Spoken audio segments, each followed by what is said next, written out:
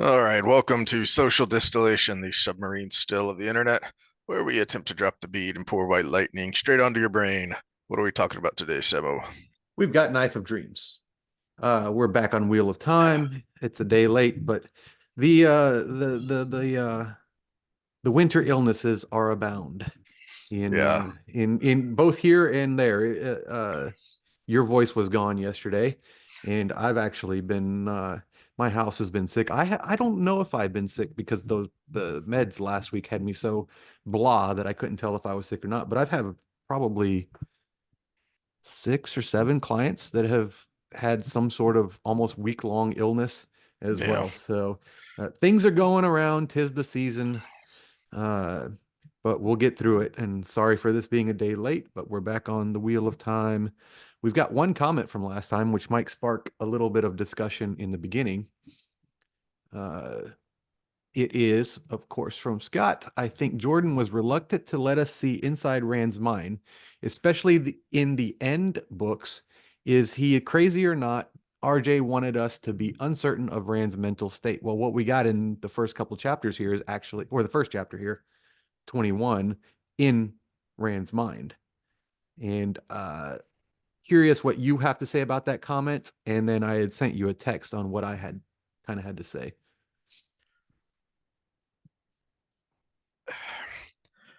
Yeah, I'm wondering if it had more to do with just the structure of the stories and how much other stuff was going on. Um, because we've kind of known about the voice for a long time, and we've already had it explained by Katswin and Simmerhaj. So we kind Well, of know about the voice of yeah, what it is. from Cadsoin's perspective, though, she's just seen a pattern with the guys she's seen go crazy. Yes. Simmerhaj has a little bit more insight, but I still think she's still not privy to the fact that the question is he crazy because he's hearing this voice? But my question to you was, is it really crazy if the voice is real? hmm And my response was, it is if you think it's crazy, because it will drive you crazy. It is one of the things that is driving him crazy because of the way he obsesses over it and fears it. Well, there is that, but if it was understood by people that this phenomenon could happen and that it was actually a real voice in your head from your hmm past life, wouldn't it been handled differently? Like Cadsuane, oh, you hear voices, you must be crazy. Anybody who says that, oh, I have this voice in my head. Doesn't hmm matter that it seems to be correct on so many things, but yeah, you're crazy. But if it was actually, you know what? This voice in my head has actually given me real world insight. Maybe I'm not crazy. Maybe there's just something we don't know. No, that's a good point because we haven't talked about it in a while, but one of the points of the book, one of the germs of where the idea came from is it's Jordan's spin on the chosen one trope, but he kind of turns it on its head because the chosen one is thought by many, including the chosen one, to be a bad guy, if not the bad guy, certainly not a good guy, right? So that's kind of the twist on it, and that has been tormenting Rand since the end of Eye of the World. That I am this bad person. So because he has convinced himself he is this bad person who is fated to go crazy and die, he's turning it into a self-fulfilling prophecy. Now, on the other hand, what Simmerhaj says, if she can be believed, if we believe her, is that um, it doesn't matter because of that breakdown. The mind isn't supposed to be able to do that. So because of that breakdown, knowing that it's real doesn't matter. It will still drive you insane, assuming she can be believed. Yeah. Well, the insight we need on this is Grendel because she was the psychologist Mm-hmm. of them all that went off the deep end. But realistically, when we talk about Rand going crazy, I brought up something when you were down here. Uh, all of the events of the last couple weeks that have been just kind of piling on, you know, getting drugged, the alcohol poisoning, the withdrawals, then the cyst, the abscess that happened, then the drugs I was on for that were tearing up my body, and all those things.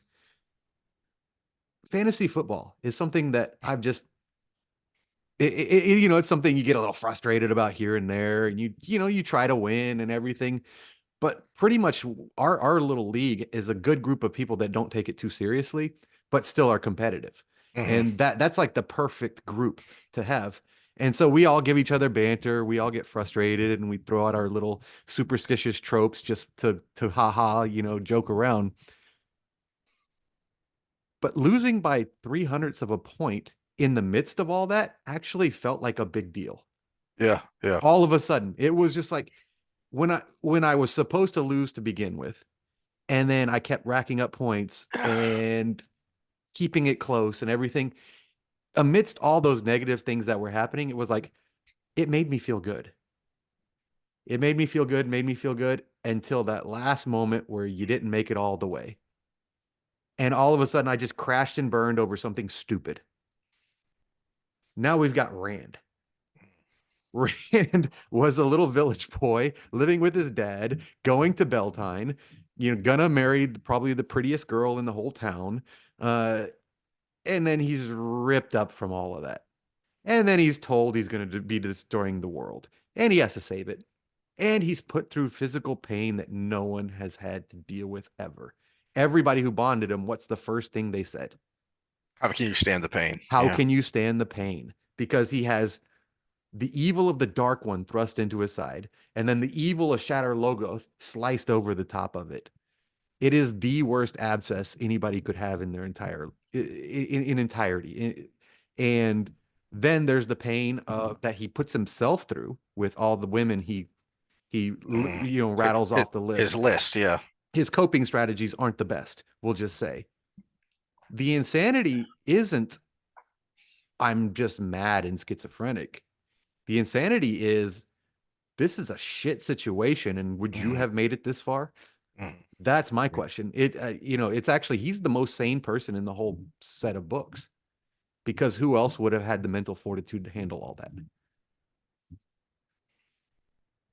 That's a good point. That's why he is who he is. That's why he's ultimately the hero, even though it's a hell of a rough road to get there.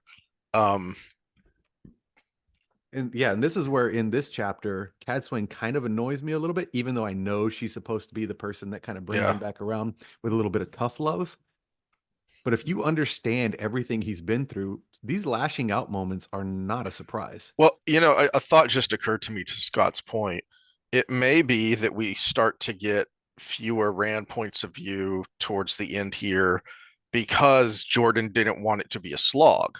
Because one of our complaints about Rand as a character is he gets kind of annoying because he does get a little one note with his temper and his nihilism or pessimism bordering on nihilism at this point, and this pit that he's dug himself into. He does get a bit one note towards the end, and so it may be that Jordan didn't want that to be a slog, which then of course begs the question of how come he didn't notice that about certain other storylines, but still. Yeah, and this is probably well, to take you have to go to those other storylines to take away from this one. Mm. Which begs the question of maybe it could have been just 10 books. But at the same time, I forgot to mention this when I brought up a couple times ago, whenever it was that I brought up the wiki page that has all of the interviews and Q&As and stuff, and the first one was from 1991 in a sci-fi fantasy magazine. Um, and if I had known this before, I had forgotten, but he says in that interview that it's only going to be a 6-book series.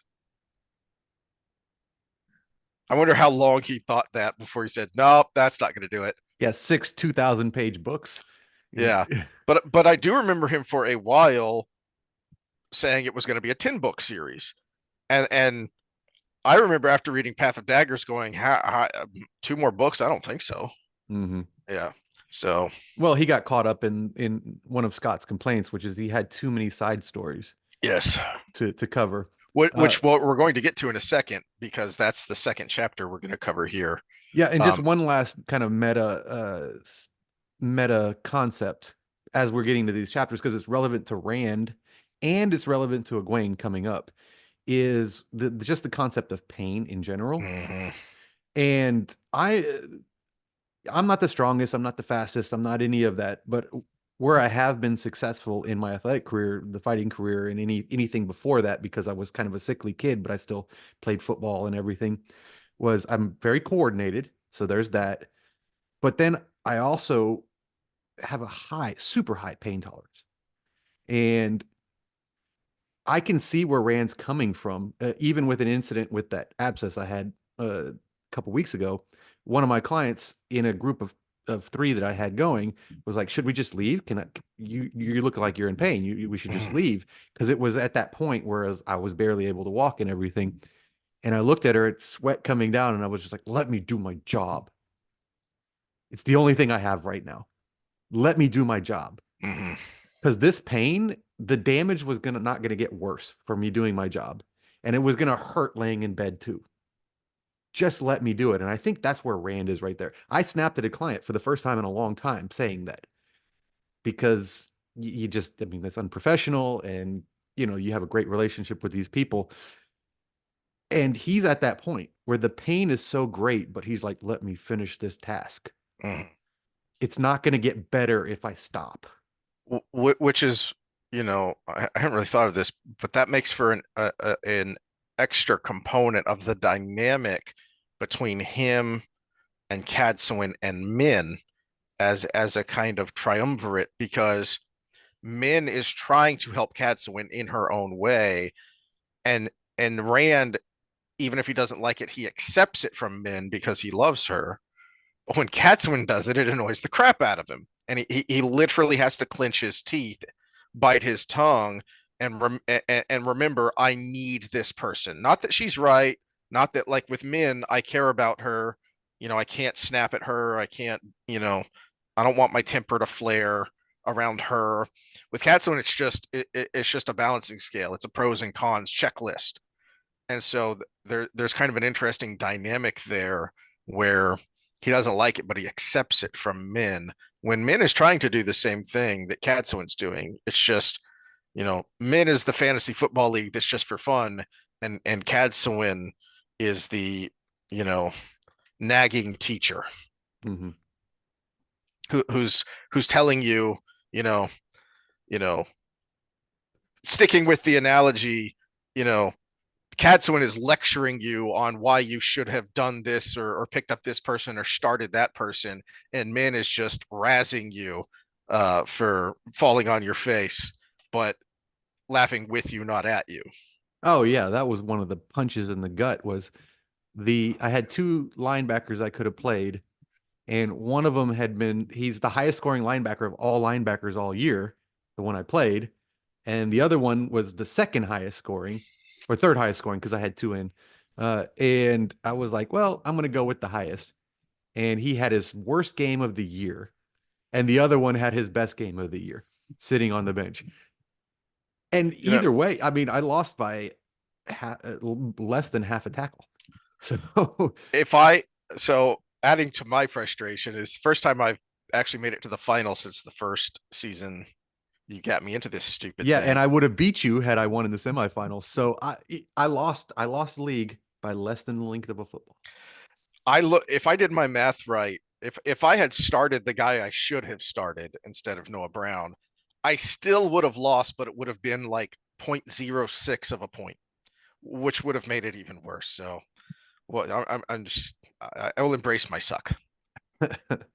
Yeah, but well, the whole point of that story was something I normally would have shook off and just made a bunch of jokes about it. It actually affected me because of all the negative other stuff that was unrelated to it in any way, shape, or form.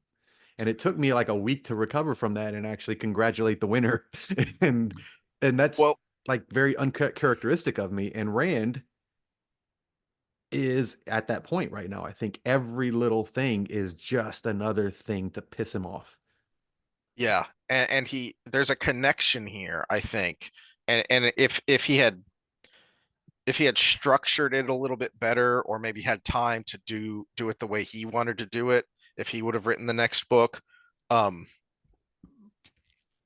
there's a he and Egwene are parallel characters, the Tamarillan and the Amarillan, right? And they their journeys parallel each other in a way too. And we're going to see here in a couple of chapters that Egwene is a step ahead right now because she has learned from the Aiel what it is to embrace, accept the pain. And we're going to get, we've heard that, but now we're going to get an explanation. We're going to see how that works in practice with Egwene. But right now in chapter 21, Rand hasn't learned that. And so he's fighting the pain. And so to me, the uh my takeaway from chapter 21 here are the starving street urchins and his commanding that they be taken care of when it makes no sense and it's not going to help. Min is giving him that look of, I had the viewing, it's written in the pattern, it's going to happen, but he's fighting it rather than accepting. And this is the hardest thing, and why I've never been able to meditate even after I learned, it's not just sitting cross-legged and saying om, uh and emptying your mind, because when you if you haven't really been taught or studied how to do it, when you hear empty your mind, you think you got to shove all that stuff out. No, what you're supposed to do is, if a thought pops up in your head, you're supposed to consider it and then just let it go, let it evaporate like smoke. I've never been able to do that. I can't just let that thought, let that whatever it is that's dragging me down mentally, I can't just let it evaporate like smoke. Yeah, I'm determined to do it. I haven't been able to have the balls to do it yet. But the challenge of stare at a blank wall for 30 minutes, Ooh, because apparently that dredges up every negative thought that you've ever had in your entire life. It's set a timer for 30 minutes and stare at a blank wall with no distractions from anywhere else. No music, no nothing, just stare at a blank wall. And I'm gonna do it. I'm gonna do it sometime this year. That's one of my goals. the thing I talked about last time, the gateway process, that might help with that for people like us. Do you have to sleep with white noise on? No. Okay, well, I do. And so part of this idea of Well, I meditation might is take to that to have, finish your thought. I might take that back for a second, but so there's another reason here. rather than having music or something to distract your brain, you're just playing a sound. You're just playing, a specific level of gigahertz, and that in your head is supposed to um, help keep the mind clear. Yeah, so there's studies that have shown this, but the relationship between humans and dogs it has gotten to a point where most people actually sleep more soundly when you can hear the breathing of a dog nearby. Hmm. And I actually do sleep better when Hamilton's at the corner of the bed sleeping than the times he decides to go down and sleep with somebody else. So it's I think there is that his light breathing. Now, Ace on the other hand snores, so that's not as good. But that light breathing of a dog nearby has been shown to actually be beneficial to humans because you feel protected. Because the dog is alert more than you are, so you feel protected to sleep at night. And we've developed that over thousands of years. And I do sleep better with that. So maybe that would constitute as white noise. I don't know because it's very specific to that. Like if the vent fan, if I accidentally leave the vent fan on in the bathroom nearby, I might fall asleep, but then I'll wake up 10 minutes later and be like, oh, that annoying noise and have to turn it off. Yeah. Did you have any thoughts on chapter 21 within the stone? We get into okay, you brought up the kids, which Hmm. is very sad because I can feel Min's pain there because she knows. Hmm. Talk about something that'll drive you crazy. Think of a character that has handled something. It might help that she's had it all her life, but you, that's something that would drive you crazy, knowing people will die at a certain point, or and there's nothing you can do But about it. you know what? I hadn't. I am so stupid. Why has that thought never occurred to me before? Of this is why Min is needs to be Rand's primary girl because she is somehow able to do, and I kind of wish Jordan would have explored this a little more.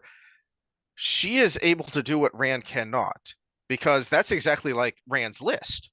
She's been living with Rand's list, since she was a girl. We don't know, like 10ish, I think. I can't remember exactly. She says how old she was when it first happened, but very young. So, she's been dealing with this for 15, 20 years, something like that, including seeing people, that person is going to die and there's nothing I can do about it. That's very similar to Rand's list, but she's able to live. She's a, she is a very bright and happy person. She is who Rand needs to be. Uh, but he can't see that and doesn't know how to do it. But I had not thought of that connection there, that similarity between the two. Well, even we get to page 448 in the hardcover. They finally get their room, and we're talking about Rand and his craziness, right? So we got the voice in his head, which we addressed earlier in the chapter. But then we get into the room, and Luce Theron starts panting the box. Have to get out of the Yeah, yeah, box. And this is part of the Rand going loony. But again, this is a normal human response. This isn't yeah, this isn't a propensity to craziness. This is a life event that has scarred him and yeah. traumatized him. And so Rand's crazy is all understandable from a trauma standpoint. There's another thought I hadn't occurred to me before, but I think that's just added, just another, point of how Luce Theron is not only real but part of him. Because if Luce Theron was just this disembodied voice, then why is Luce Theron freaking out? He's Well, you freaking out might because he's a part of Rand and he experienced it too. you might kind of be able to classify this as kind of a coping mechanism, though. If the voice Mm. wasn't real, if the voice was a construct of his own mind, he could put the trauma of the box onto this construct Well, in his mind. except we see Rand reacting in a similar way in Winter's Heart when he gets put in the cell. And it's not Luce Theron, it's him that is, having to force himself to be calm. He goes and he kind of feels out because it's pitch dark. He feels out where's the center of the room where he, and closes his eyes so he can just kind of pretend he's not in a box. Mhm. So he does have a similar effect though. Uh, let's see.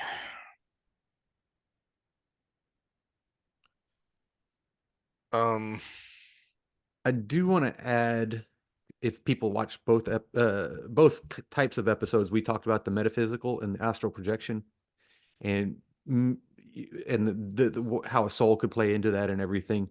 And I was talking about there's nothing to anchor on outside of your body with the matter. This is where Wheel of Time takes all of that and throws it out the window. What I said in the last episode, because we have the pattern. The pattern anchors all of this. So when we're talking Wheel of Time, I have a completely different opinion on how this stuff will work. So I'm not contradicting myself. Jordan wrote in an anchor to that. so, um, Otherwise, the power wouldn't work because you weave these elements into something that were not necessarily there to begin with. uh, related, but shifting gears slightly here on 449, when he grabs hold of Sidon, um, the face of the man from Shadow Logoth floated in his head for a moment. He looked furious and near to sicking up. So I had kind of forgotten that it's not just Rand, but um, Moradin is getting sick too.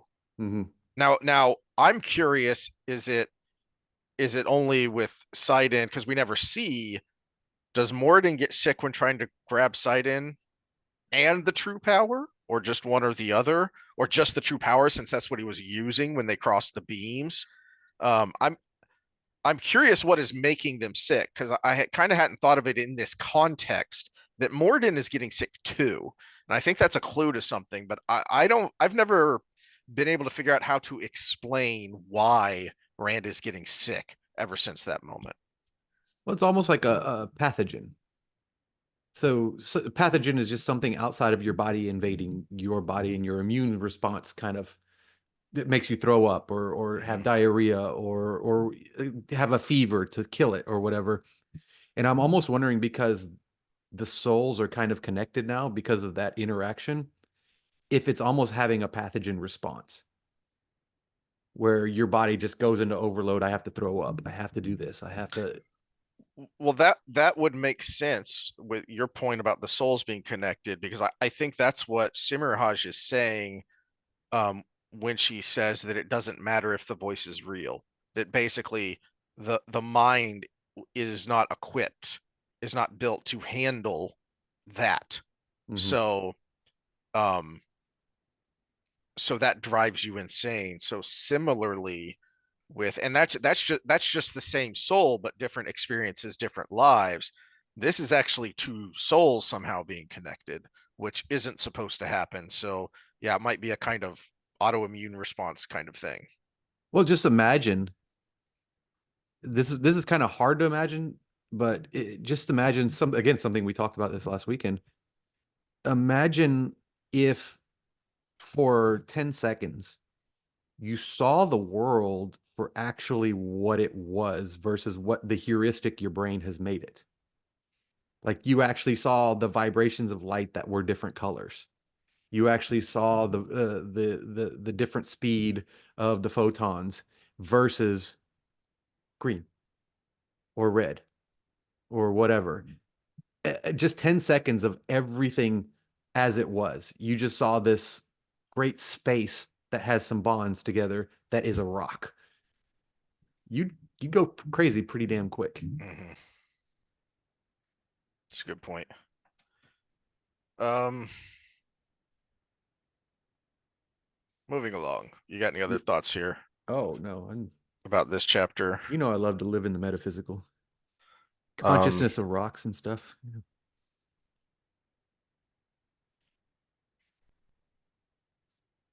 Uh, oh, okay. So no, there's one other thought with Luce Theron and what we were talking about with his frustration with the pain and how he's coping with it.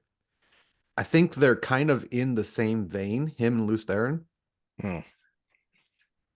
Uh, and I think this is where their thoughts are starting to blend together and become the what we call the crazy person. They just want it to end. They're in Hmm. all this pain. They just Yeah. want it to end. And Luce Theron is like, page 451. You have to trust me. If we're going to make it to Tarmangaden so we can die, you have to trust me. He says, we have to do this. We have to do it this way. Hmm. We have to do this so we can get this over with and die. And Rand is the same way in the physical form. This pain is unbearable. I can't change it, but I can die for this cause, which is what all this pain is worth. Takes us back to uh, our To Be a Man episode, right? yeah. Well, and it also it explains the And I just checked because I forgot to check. It is officially 100% up and not contested, and we're past the date. So check that episode out, To Be a Man breakdown of the Dax video. Episode number oh oh, we didn't give it an episode number. It's between 223 and 224.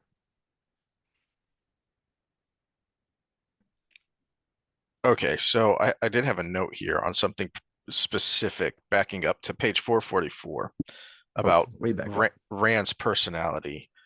Um, because I had a thought that I wanted to ask you. It's still along the same lines of Rand driving himself crazy. And this kind of jumped out at me when I was reading through and taking notes a while ago, that uh when they're going through and all these random things are happening, and Rand is thinking about you know the good and the ill that happens. Balance, Min had called it, is a good to balance every ill. He saw an ill to balance every good. That really just kind of says it all about Rand. And I was wondering, uh, is that a is that a fairly typical male female distinction, or does that have more to do with Rand and Min and their individual personalities? Well, Uh, no, it's actually an inverse. really. Yeah, because women are typically higher in neuroticism, so they see Mm, they see the negative all around, and they try to order the environment to keep that from happening. Whereas men try to order themselves so they can handle anything that can happen. So it's actually the inverse. Min is actually the boy here, hmm. and Rand is the girl. He's seeing the negative in everything, All right. Then on to chapter 22. which is why so many Um, people like Min. In my end, Min. So many guys that read this like Min because yeah. she's the buddy. She's the friend in My Girl, you know? She's the friend the girlfriend every guy likes. Oh. All right. This chapter 22 is um another one of those things, kind of like uh, I've said with Parents Slog, is that there are moments that are great in a vacuum. This is a really good chapter. It Logain has a great moment. Even Hareen is more likable here than she has been elsewhere. Hmm. When we've seen her, um, in large part because of why Egwene is so unlikable to a lot of people, because she's been humbled and she recognizes it, and it has changed her attitude and behavior. She has adjusted to that humbling. Um, but it Well, you know what? I think maybe it's not fair to say this worked is a great chapter in a vacuum, because uh Jordan has been building this since when was the tower split? Was it in book 4 or 5? I think book 5. Uh and Min sees the aura of glory around Logain. And then, we see him a little bit here and there as the Swan and Min, and that stuff starts to happen. So Jordan has been building this for a while, and this is kind of the culmination of that. Of, you know, here he is, and he is, you know, a powerful man and a leader in his own right. And now it's time for him to, step up and take that on. It's just what comes after kind of fizzles for me. Well, no, yeah. What comes after you talking about this chapter, but during this chapter, I'm going to draw a comparison here, but to me, the first part of this chapter is a setup for that end because we get inside a sea folk mind about all the proprieties and about how things are going to go. And we get her little story a little bit. She's got Mm-hmm. the viewing from Min and how she's kind of putting up with stuff. But we also get the harsh punishments for propriety. We get the dealings with the Aes Sedai that's there, which I actually, a side note, wonder if she's a black because I don't think someone under the three oaths would have been able to try to escape based on the deal. Mm. So I'm actually wondering if she's a black. We'll have to look for that here later as well. But we get all of this set up to the proprieties. And what the end with Logain reminds me of, if I will share my screen here, is this.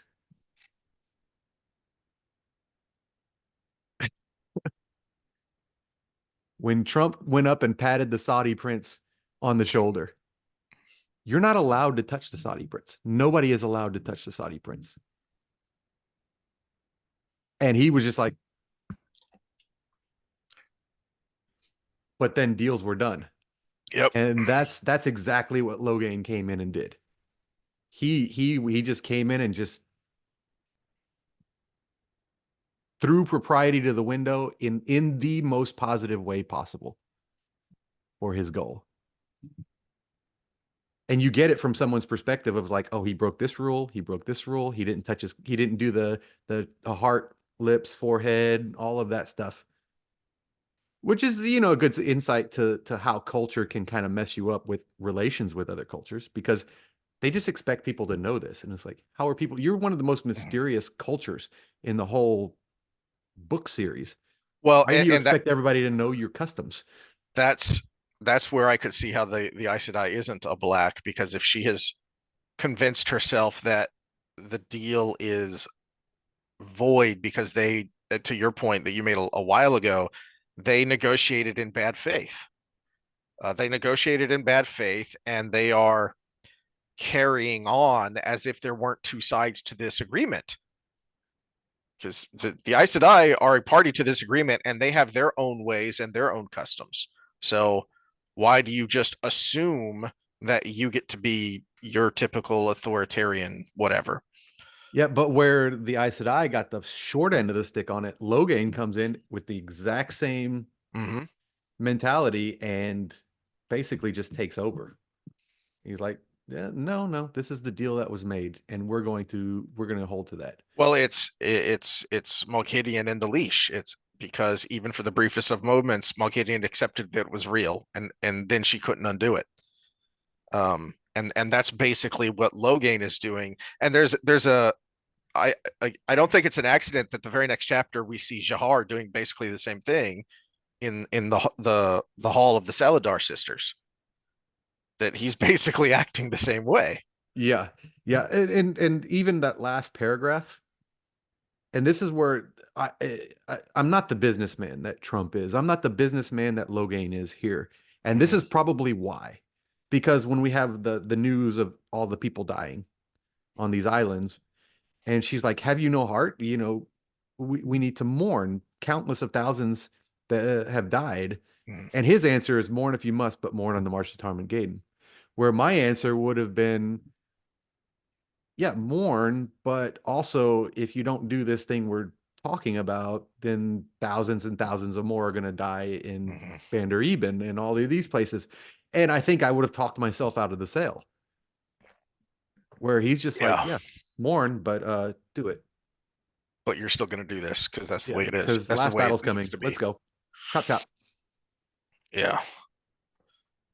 Um, but other than that, you said you read through this whole chapter, not just skimmed it, and you couldn't really find a Yeah, ton to. yeah. So I'm gonna be a little lacking in the Egwene chapters from a recent reading because I decided to read this one in depth because we had talked about uh the fact that the sea folk as a whole culture just kind of fizzle out in the story.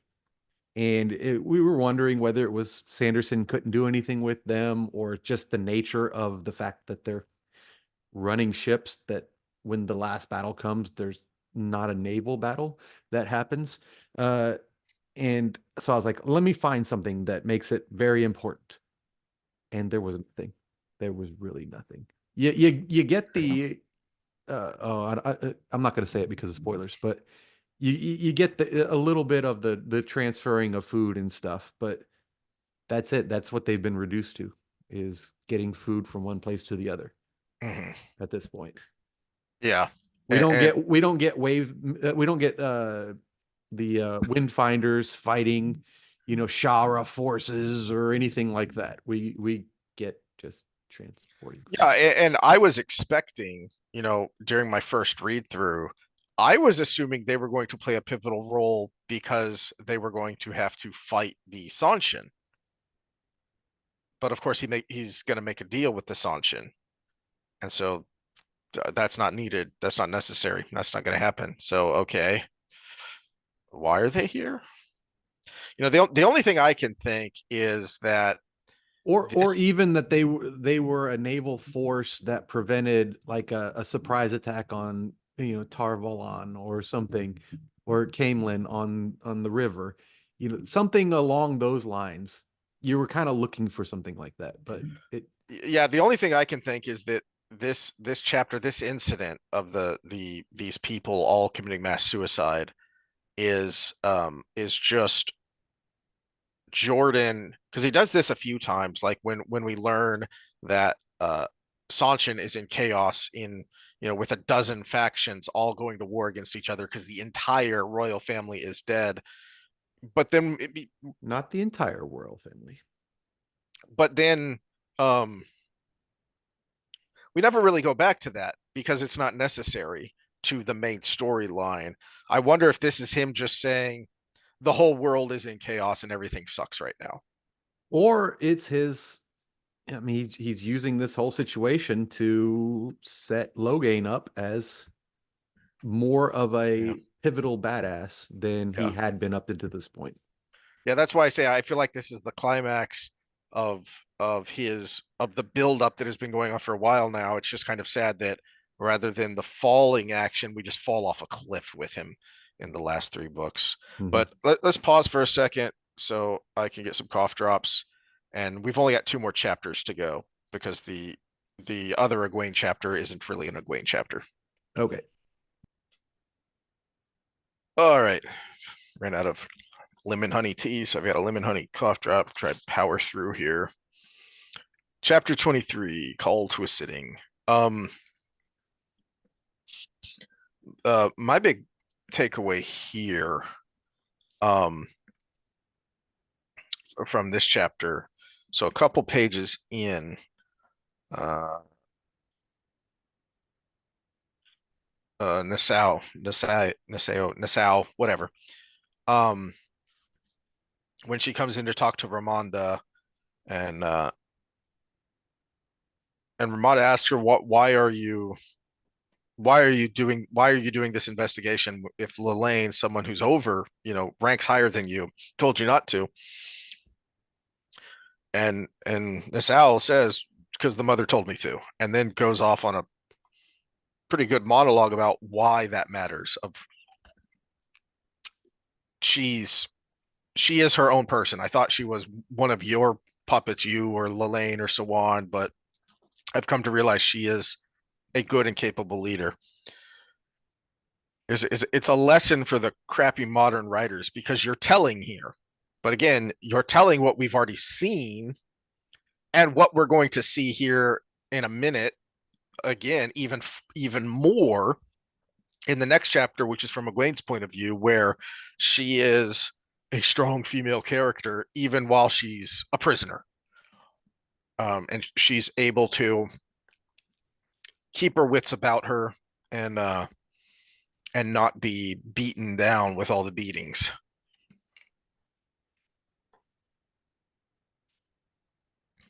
And I like that we get it from Ramonda's point of view because we get her own dissonance trying to take over as Nassau's talking, but then the little tendrils of the truth kind of breaking in Yes, where yes.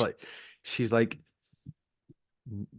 she actually has that moment of, well, maybe I was wrong about this, or maybe I did handle this improperly, or maybe I did underestimate her.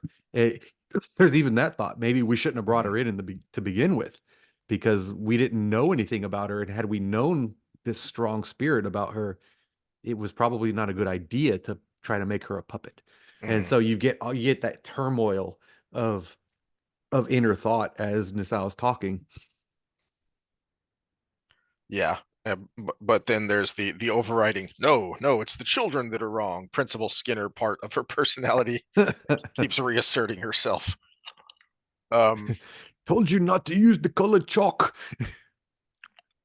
yeah. Um, Oh my gosh, Simpsons was right again. Did what? did you see the clip that's going around with Stephen Hawking taking off from the gazebo and then he sends a rope down to Lisa and she goes off with him? No. Yeah.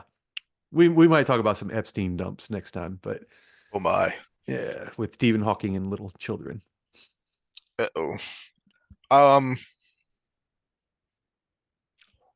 Other than that, though, I'm not sure what all jumps out at you about this chapter.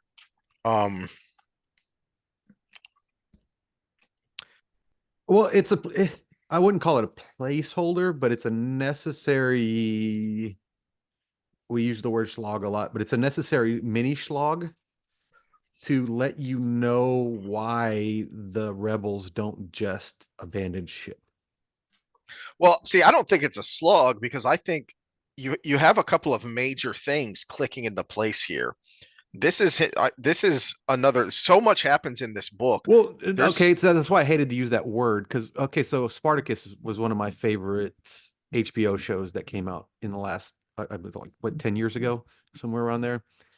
And the first three episodes you have to get through because they're kind of slow, but there's so much of import in those three episodes to yeah, make the show good when it starts getting crazy. Otherwise, it's just another 300 where everything is just glamorized violence, yes, right? yeah, yeah, But those first three episodes you have to get through, and this is like one of those three episodes where there's a lot of clicking pieces, but you're kind of like da, da, da, da, da, politics here and this here, yeah. and It's almost a procedural. It's almost like a courtroom drama kind of thing so going so on yeah, here. I'm not going to use the word slog Yeah, because we talk about slog in that there's a lot of meaningless stuff there. This is more of a well, it's like I always tell people, you walk like you like walking is a waste of time, but walking is useful. And this is a walk. This is the walk of these oh, chapters. yeah. So, Because you've got uh Jahar dropping the bomb that the that Sidon has been cleansed, and no one believes him. Much like how earlier Rand was annoyed that Logain didn't believe or believed that it was cleansed, but didn't believe that Rand did it. And I love Rand's thought of what you think after 3,000 years, the creator just suddenly decided to intervene and help us out. Um, that was something we kind of skimmed over and we probably could have spent more time with several chapters back. Because that's certainly in your wheelhouse of philosophy. yeah, Um, that's one of those the Lord helps those that help themselves, right? Kind of yeah. things. Um, so that bomb gets dropped, and then, but I also love the way he sets up. Again, all the pieces kind of clicking into place. So here at the beginning with Nassau, he sets up the three, which includes Cabriana Macandes, and something goes off in Ramonda's mind of why does what is it about that name? I'll figure it out later. And then click, and it's, oh crap, we have to go get Delana and Halima right now. So I love the way the chapter ends as well. Of that's a biggie. That has been revealed, and they aren't taken care of, but at least Halima is out of the way, and no longer in a position to corrupt Egwene and the Saladar sisters. So that is a biggie. Um, I also I'm curious what you think. I kind of like the way it's revealed that there's a someone in a woman's body who can channel sight in. Because at first I was like, but then upon reflection and reread, I go, no, that does make sense that it would take them a second to realize, wait a minute, did he just say what I think he said? Because that's impossible. That doesn't make any sense. Hmm. Of, oh, where is it here at the end? Where um here, yeah. I have another question for him, Maris. Moria said and waited until the green nodded. Twice now you did speak if a one as if a woman did channel sight and why that do be impossible. Doobie doobie do. Murmurs of agreement rippled through the pavilion. Um, and I love his snarky reply. It might be impossible, but she did it. Citing one of their own of well, not one of the Saladar's own, but citing Daigen and Aes Sedai. She related what happened to us. Um, I also like the way he sticks up for his friend and follow comrade of remember him. Uh, he kind of has his own moment, similar to Logain, but he's much younger, so he's much more hot headed. Hmm. He doesn't handle it in the same firm, uh, cool manner that Logain does. He's you know he's a little more confrontational, which I like, especially as a counterpoint to what we just saw with Logain. Well, and now we can circle back to what we talked about at the beginning of this chapter, because Ramonda, we don't get a whole lot from her except for Egwene's point of view, Mm-hmm. or Swan's point of view before this. And this is something people forget when they're talking politics, or they're looking at the people making decisions, or they always try to make them an idiot in their head.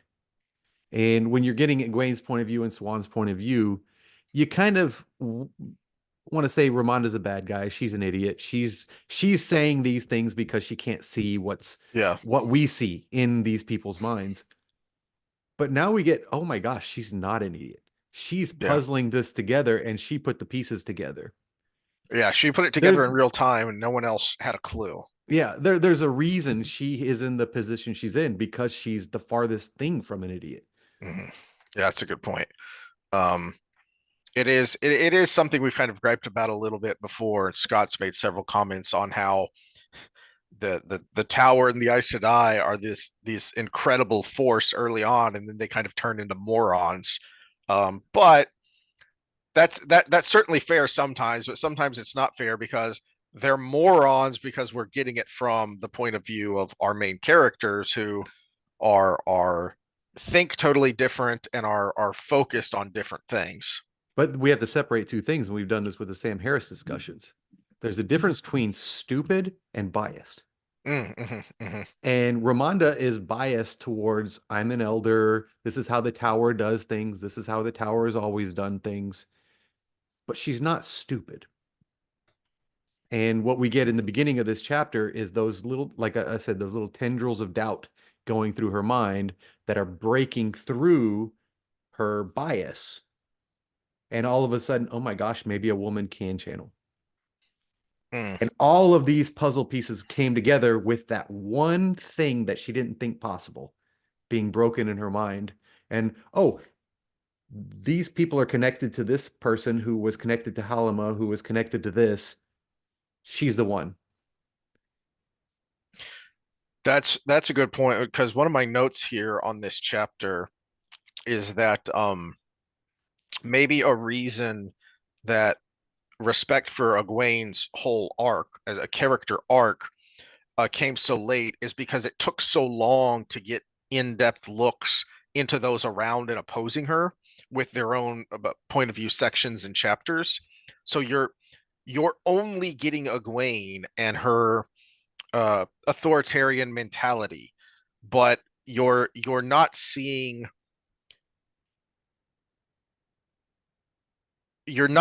why the other sisters are doing what they're doing, and to that point it looks like they're just dummies and she's just being a female Rand, and in some ways she is, but she's she's dealing with people who think so little of not just Egwene but anyone who has not been around as long and done what they did. So specifically, my thought came from this back up just a second on page 488 when Just a second, 10 pages.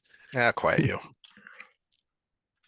But Ramonda has this hilarious thought um when she's talking to Tiana, the mistress of novices with the Saladar sisters, and um uh it's specifically again Sharina comes up again because she's so old, you know, this isn't the way things are supposed to be. And she thinks, should she rethink her position? No, of course not. Their names should never have been allowed in the novice book in the first place. Yet their names were there, and it seems they had mastered this wonderful new healing. Oh, it was a tangled snarl. She did not want to think about it, not now. So she almost recognizes what's important here. She almost recognizes what she and Nassau were kind of talking about, which is that um we are in an unprecedented time, and we need people who think and act differently because we're in a rut. And that's basically what Ramonda admits here, is that the yellows, who are the apex of healing, and yet they can't learn these new techniques because they're so set in their ways. But of course, here now you have all these other women come along who aren't supposed to even be in the novice book, and yet because they don't have these ingrained preconceived notions, they're able to pick up this new method very quickly and have a lot of success with it. Yeah, and that's so we go to the end of the chapter. Again, the puzzle was all laid out, but the linchpin in the puzzle was her bias. Mm, And the linchpin in her puzzle with healing was the yellow's bias. This is the way we've always done yeah. it. And so the linchpin a lot of times is bias. And I'll relate this to real life. The reason I was so successful and climbed the ladder so quickly and innovated a lot of things that we were doing at Velocity and Excel was I wasn't a college athlete. Mm. I was the only one working there that wasn't a college athlete.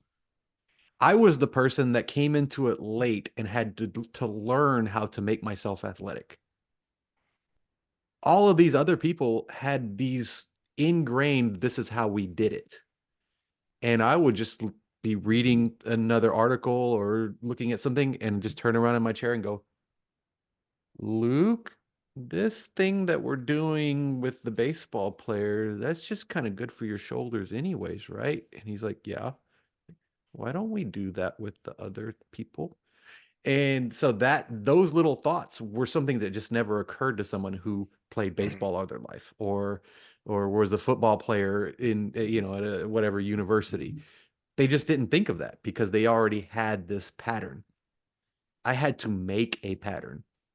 And so that's where youth comes in and inexperience comes in. That's why we celebrate a little bit of the youthful innovation because it breaks a pattern. And if you're a wise older person, you listen to it. You might not always accept it, but you listen to it enough to say, well, is my bias getting in the way of this progress we could be making?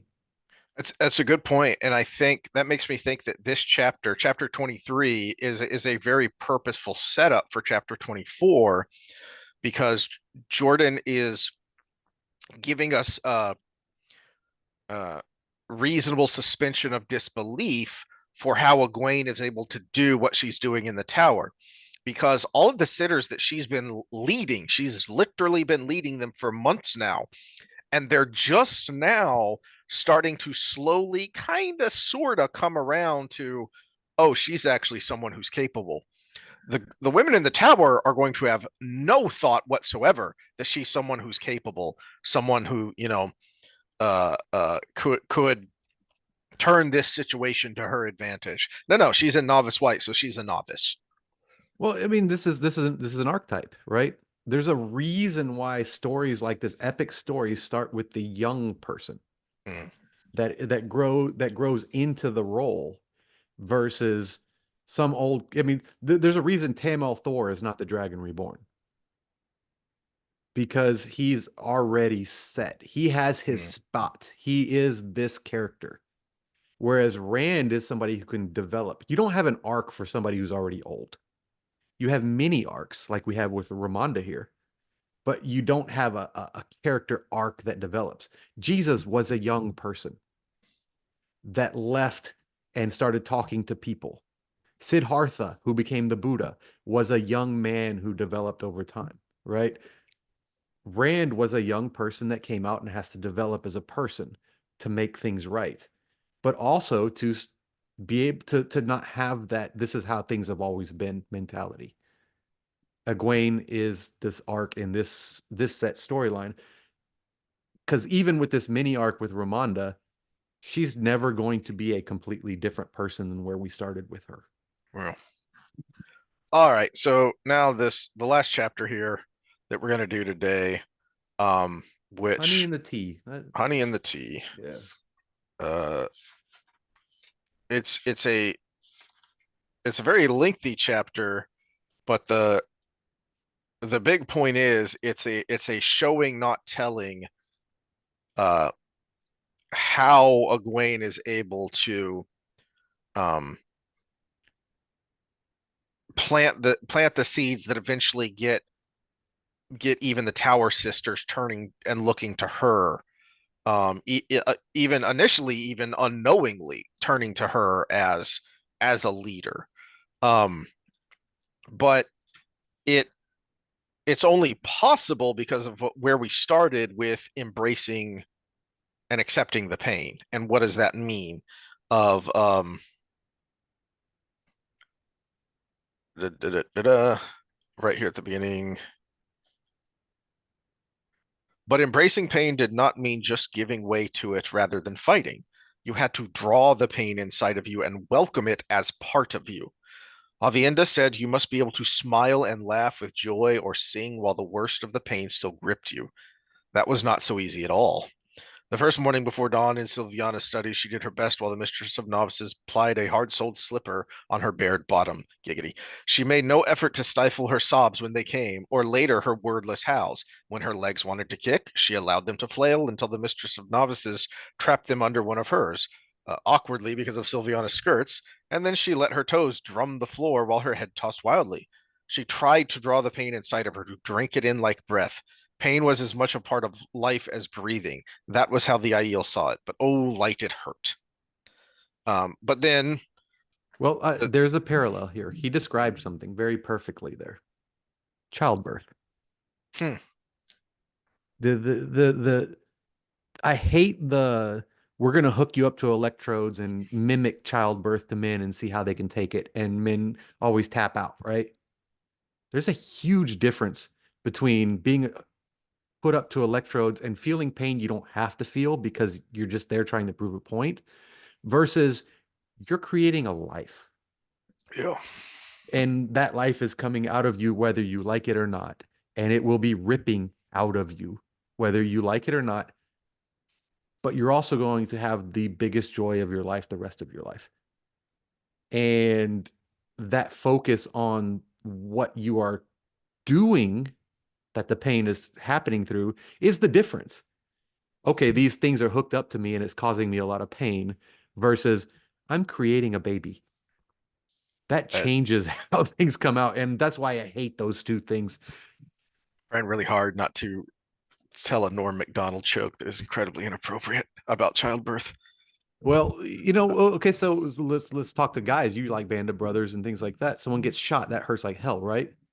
But you have a mission and your people are depending on you. You're more likely to be able to fight through that pain to Yeah. finish the mission versus you just got pierced with something really hard for some random reason.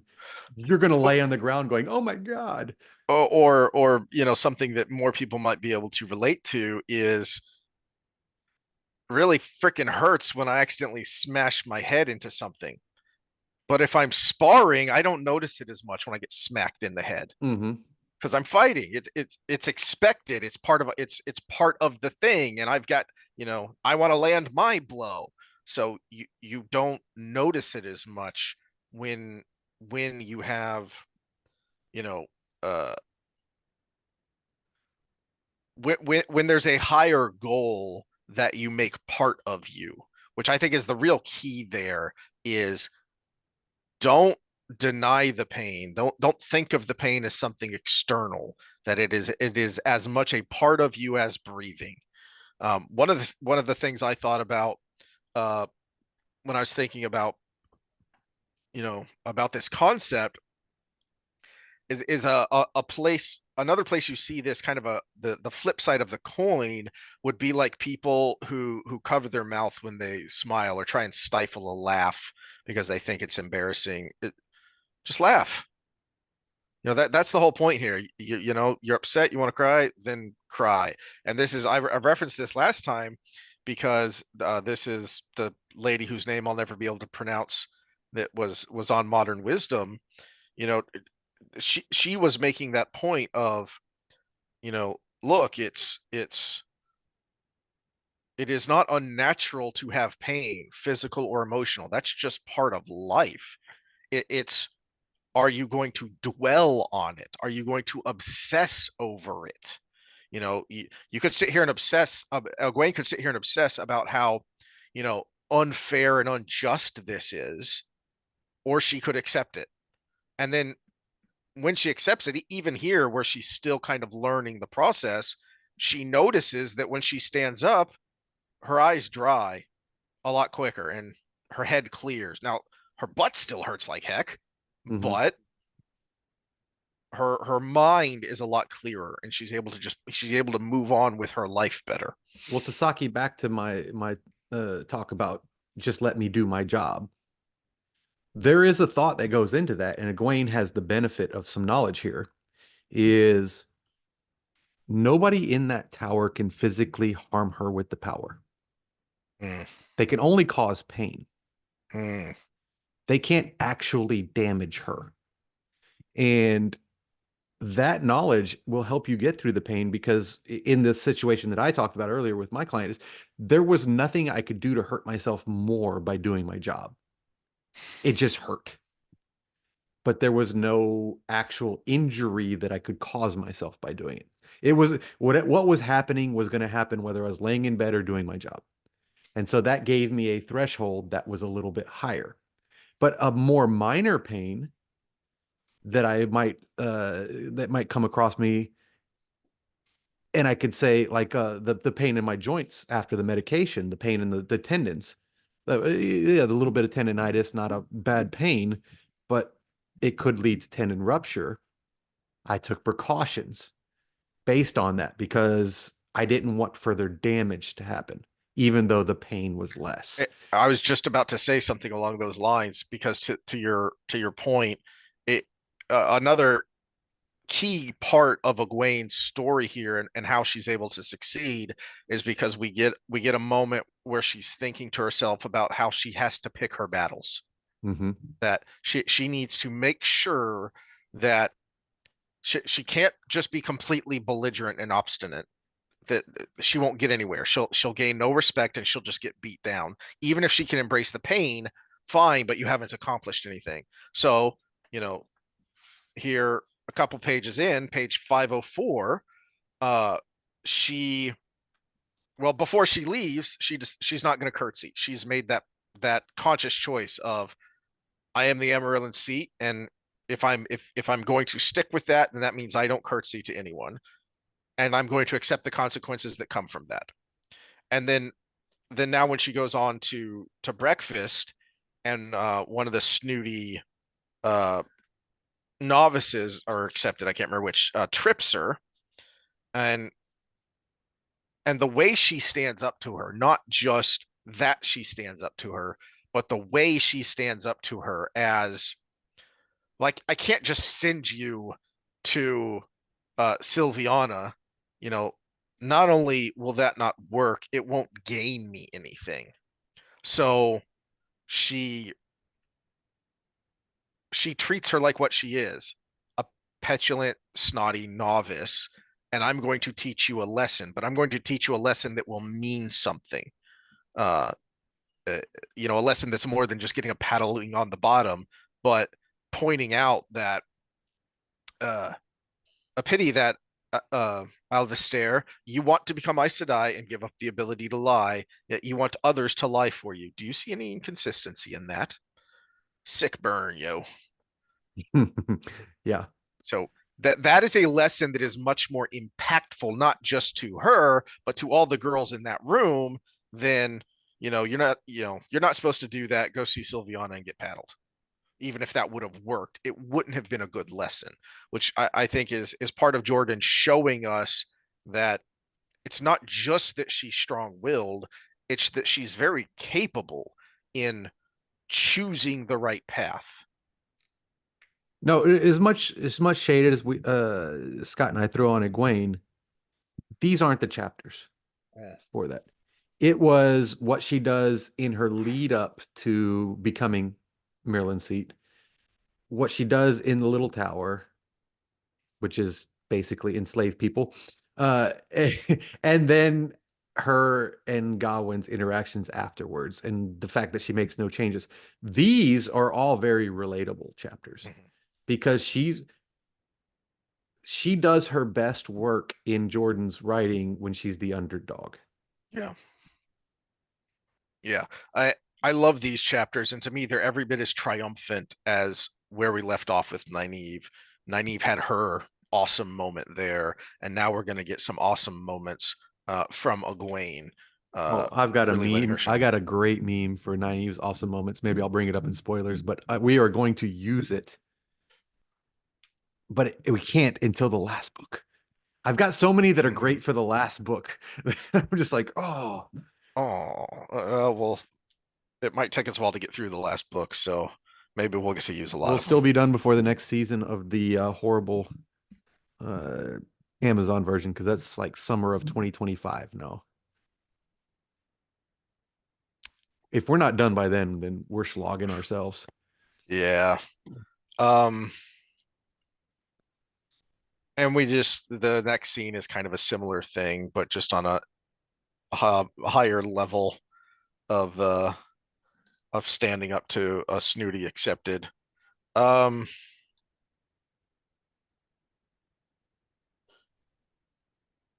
and then we get a bunch of pages of her trying to um deal with a deal with the Aes Sedai themselves.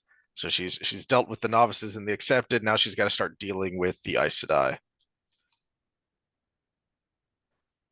Um,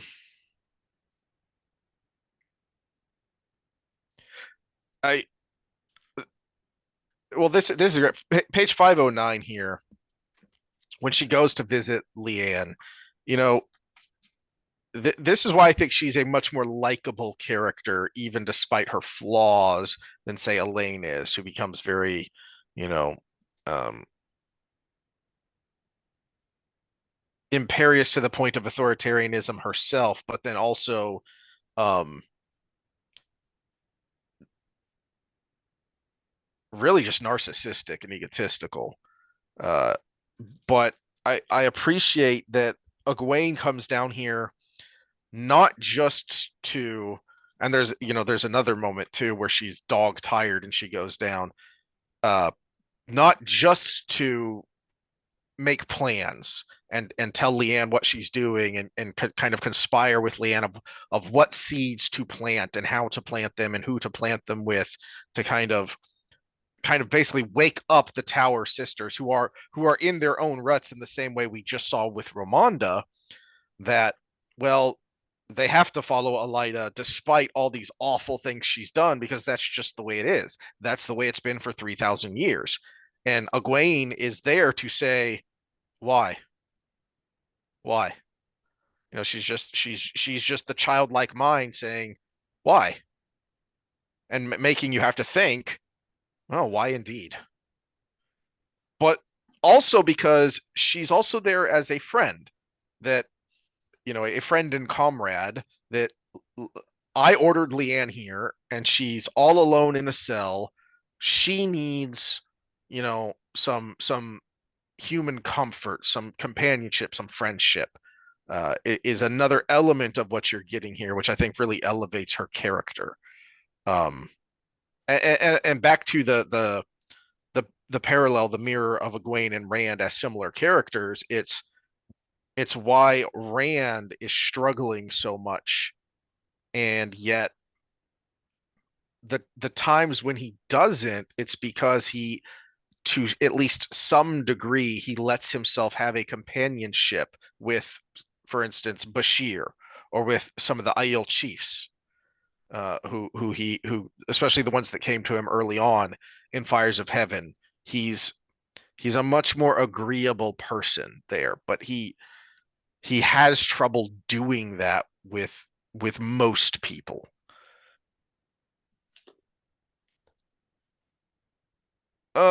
Let's see.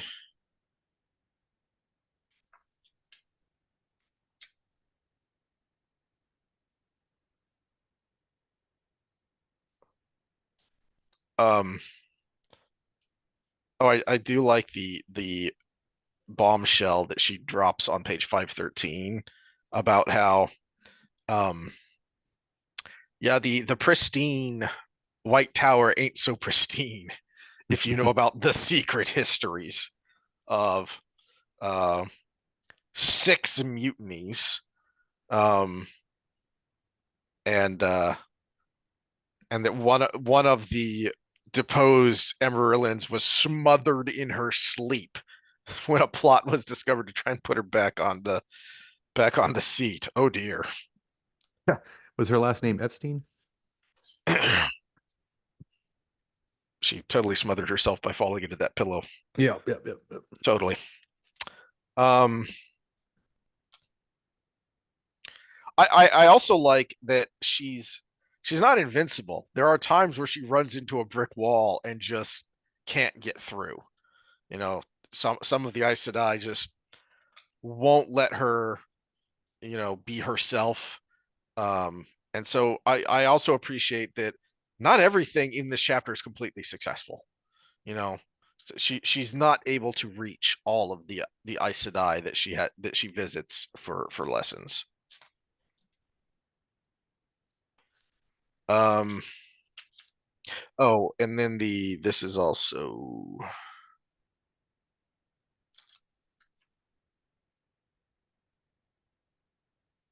Do you have any thoughts about the kind of weird interaction she has with Alviarin and what that's all about? I think it's set up because she's setting seeds that someone else is making the decisions with all the other ladies. And of course, if you come across the person that is most likely to be the person behind it, anything you say is going to be awkward, but also you're trying to protect yourself. So I don't know. It's the only thing I get from this is she might suspect Alviarn has something to do with it, Mm. but I mean, it's tough here. Do we assume that Alviarin is trying to get close um to Egwene to help her position amongst the black? Well, she's also remember she was knocked down a notch with Elida, so Mm. she also might be trying to get another kind of push towards getting control of Elida again. That's a good point. And if she helped Egwene escape, not only would it further the Black's goals of continuing the schism, but Elida would lose a great deal of prestige as well. Hmm. Um, Especially if she could make it look like it was Elida's fault. yes, that's a good point. Well, it already would look like it's part of Elida's fault because Elida didn't just punish her right away and still her and depose her. There's already that first layer of you fucked up. Um, and then the kind of the last thought here, um, on on page 525, when Matin Doobie Stepanios Doobie Doo is talking to her. I Which might be in the spoiler section, but this is another disappointing part to me. Just his whole purpose in this story. Yeah. Um, I like that Egwene actually stands up for Rand for once. Um, but then maybe because that's like they're almost like family, and it's I can talk bad about my brother, but you shut your Hmm. mouth. So it may be an element of that. Um, but you know, where has this been elsewhere? Because a big problem of Rand's is all of the negative things that are attributed to him that he had nothing to do with, or sometimes he was actually on the good side, but he's being accused of the bad part of it. You know, Colivare hanged herself. The Sun Palace was damaged later by someone trying to kill the Dragon Reborn. And according to Elaine Traken, her mother was murdered by Ravine. Rand has announced his support for claims to the Lion Throne and the Sun Throne. He hasn't killed any of the Karhinan nobles rebelling against him or the High Lords in rebellion. In fact, he named one of them his steward and tier. Um,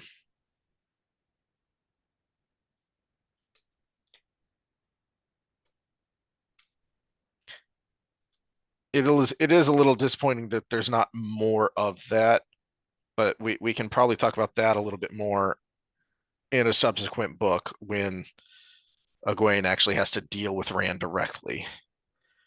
Um, but for right now, at least, it's nice that she's sticking up for him, not just in front of Stepanos, but then also the sisters that are there. Hmm. You know, now they're red, so it probably won't matter. But you would hope that the word would start to spread about that stuff as well.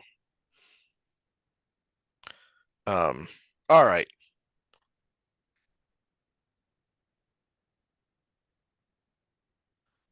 Um, oh, actually, no. We should.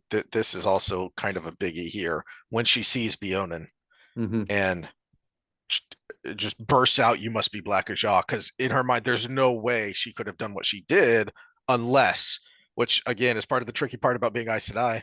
No, she lays out like she kind of we already saw because we got her point of view previously. She lays out that uh where is it? I never pretended to love you, yet I maintained that oath until you were captured. But you are no longer Emerillion, yes, not as a captive, not when there was no hope of rescuing you, when you refused rescue, and you are a novice once more. So that oath, it has two reasons to hold no longer. The talk of rebellion, it was wild talk. The rebellion is finished. The White Tower, it will soon be whole again, and I will not be sorry to see it so. Um,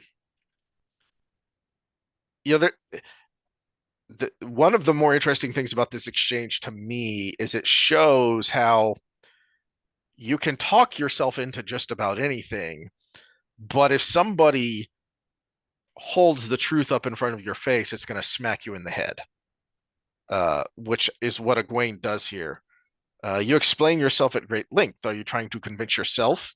It won't do, Beonin, it won't do. If the rebellion is finished, where is the flood of sisters coming to kneel before Lyda and accept her penance?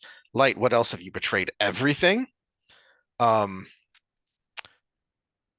I tell you, I have betrayed.